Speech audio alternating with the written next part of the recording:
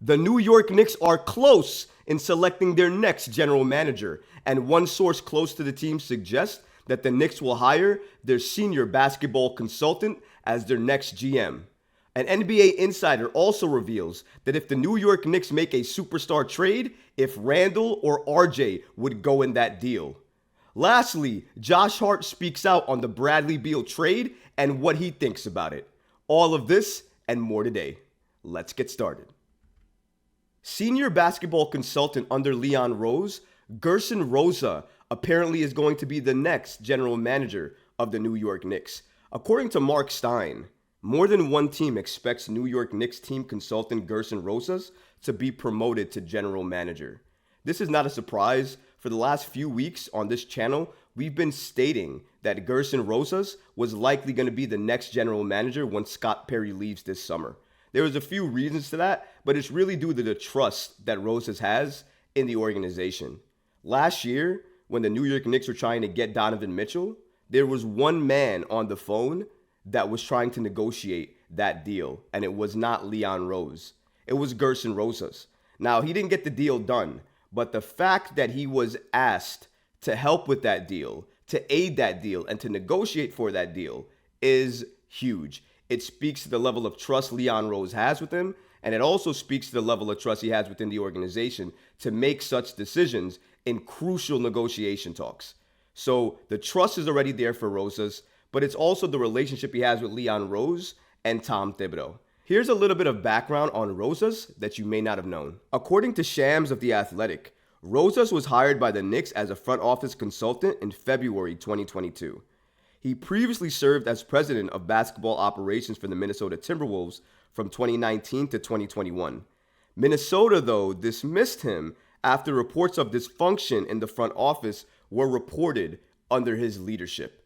So clearly there are some issues with Rosas. If you look at the Minnesota Timberwolves time, it didn't go extremely well. A lot of people that worked under Rosa during that time reported long hours, and they were not able to give their input as they wanted to. So it seems like Rosas does run a tight ship, doesn't like a lot of input, and likes to go with the direction he believes is the right direction.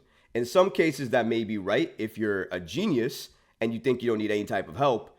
But I would think that you need all the help you can get, especially in New York. So you have to listen to your advisors and you have to listen to the people around you if you want to make smart and feasible basketball moves. Now, it seems that Rosas doesn't like to do that. However, it could have been the situation in Minnesota. There's a lot of dysfunction there, a lot of arguments at the top. He didn't really have trust like he does with Leon Rose. So maybe it was the trust factor for Gersson Rosas that really led to a lot of the dysfunction that he saw in Minnesota. Under Leon Rose, he seems to have that trust, he seems to have that stability, and he seems to have everything that he really wanted in a general manager spot before. He just didn't really have the support that he needed. Under Leon Rose, it's clear he's going to have that support, and it's also something to note that Tom Thibodeau is a fan of Rosa as well too. So Thibs loves him, Leon Rose loves him, the organization seems to love him, and everything is pointing seemingly in the direction that when Scott Perry leaves the New York Knicks as their general manager this summer, that Gersson Rosas will be the next GM for the New York Knicks. You may not like that, and you may hate that, given the issues with Donovan Mitchell and the fact that he wasn't able to close that deal. But either way, whether you love what he did during those negotiations or you hated what he did during those negotiations, the fact remains Leon Rose didn't hate it. Given the reports and the level of trust Rosas has within the organization currently, I think it's a no-brainer to assume that the next general manager for the New York Knicks will be Gersson Rosas. The biggest question being asked currently this offseason is if the New York Knicks make a superstar type of trade, who will the trade be centered around? Who gets moved in a superstar trade? Is it going to be Julius Randle or is it going to be RJ Barrett? That's been the key question this offseason. Well, thanks to NBA insider Ian Begley, we got the answer to that question. According to Ian Begley, as noted in June 15's The Putback episode, if the Knicks make a trade for a top player, it seems like they would have to move either RJ Barrett or Julius Randle to make it work. If I had to guess, I think Barrett's playoff performance bolsters the odds that he remains in New York, in that Randle or Barrett scenario. So clearly, as Ian Begley states here, if the Knicks were to make a superstar level type of trade, Randle and or RJ Barrett, one of them would have to go.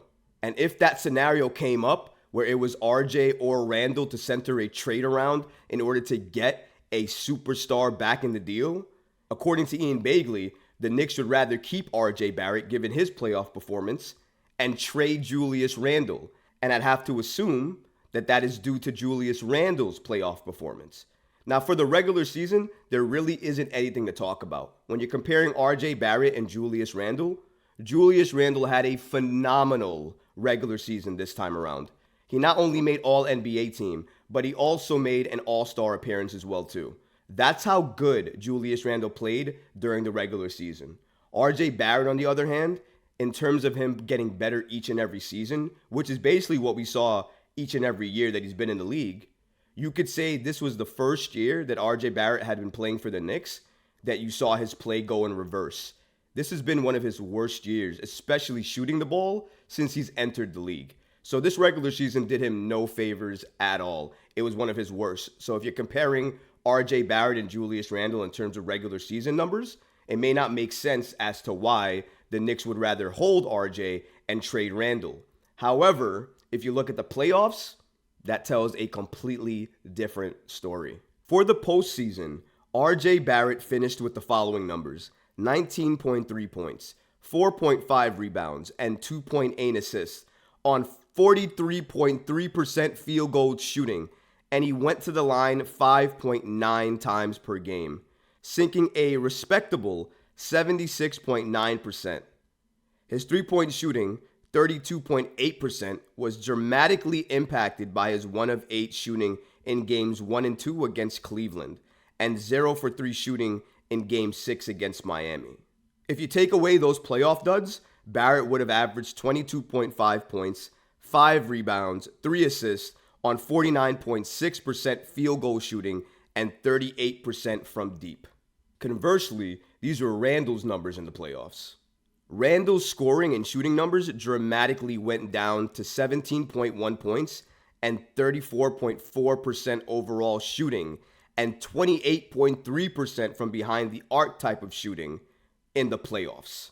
Now, it's clear as day that the ankle injury that Julius Randle was experiencing affected his play to a very high level. He could not do the same things he normally could do during the regular season. And that's why fans are split on this. They don't know if they should give Randle another chance, or if what they saw with the Hawks and what they saw in this playoff series with the Cavs and the Heat are what they're going to see for playoff performances to come. They just don't have a good read on what Randle is going to give them.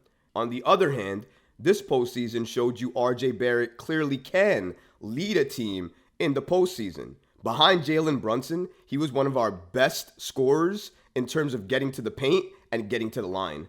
So he could do what you needed him to do when he was driving and he was aggressive. And that's exactly what we saw RJ Barrett do when he got to the postseason. So I think if you're a rival GM and you're looking to trade with the Knicks, while Randle does give you that great production, RJ Barrett is the piece you'll likely want to build with. So I think that the number one name in any trade scenario for a rival GM to trade with the Knicks would be RJ Barrett, number one on that list, not Julius Randle. Adrian Wojnarowski dropped a major Woj bomb recently when he announced that all-star guard for the Washington Wizards, Bradley Beal, was going to be traded to the Phoenix Suns. And our guy Josh Hart absolutely had to speak out on that Beal trade. So let's first look at the Beal trade and what Washington got back for trading Bradley Beal. According to Woj, Washington is expected to get back Chris Paul, Landry Shamet, and multiple second-round picks. That's right.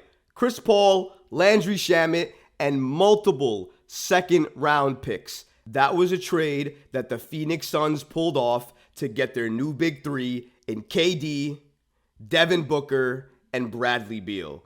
Now, there is something to note here. Bradley Beal's contract is a $251 Supermax deal, so he's getting paid, number one.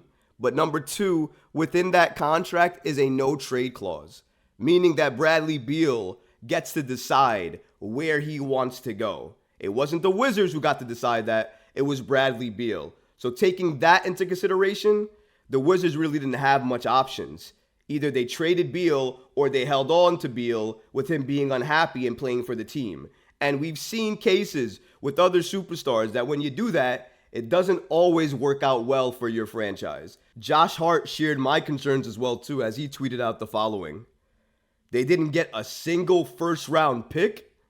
No, Josh. They didn't get one single first-round pick. Chris Paul, Landry Shamet, and multiple second-round picks. Not one first-round pick for Bradley Beal. He's surprised by this. I'm surprised by this. I'm sure a lot of the league was surprised by Bradley Beal moving to the Phoenix Suns, but also by the deal it took to get Bradley Beal as part of the Phoenix Suns. I think that is just as shocking. It was an incredible trade for the Phoenix Suns, though, who now jump up the ladder in terms of being one of the teams to watch to be in the NBA Finals next year. This offseason just started, and we're already seeing massive moves made to rosters to help get them better and contend for a championship next season. I can't even imagine what other moves are going to be made this offseason. Only time will tell. If you like this video, go ahead and leave a comment below, smash that like button, and don't forget to subscribe to the channel. Until next time, Knicks fans, peace.